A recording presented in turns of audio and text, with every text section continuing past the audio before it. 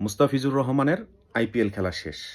9,20,00,000 টাকায় কিনে নিয়েছিল কলকাতা নাইট রাইডার্স 2026-এর আইপিএলের জন্য।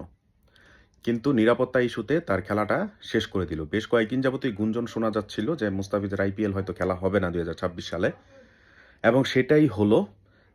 ভারতীয় সরকার ভারতীয় ক্রিকেট বোর্ডকে চিঠির মাধ্যমে জানিয়ে দিয়েছে যে মুস্তাফিজুরকে নিরাপত্তা দিতে পারবে না, তার আইপিএল খেলাটা যেন বন্ধ করে দেওয়া হয়।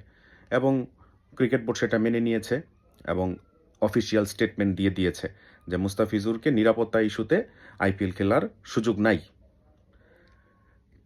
ভারতীয়রা বাংলাদেশি ক্রিকেটের প্রতি, বাংলাদেশের প্রতি যে কতটুকু নেতিবাচক, এটা আসলে এই যে একটা স্টেপ তারা নিয়েছে এটা থেকেই ভালোভাবেই কিন্তু বোঝা যায়।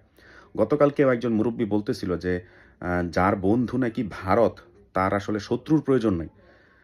তো আমাদেরও আসলে এরকম বন্ধুও দরকার নাই, ভারতের মতো এরকম বন্ধু আমাদের দরকার নেই।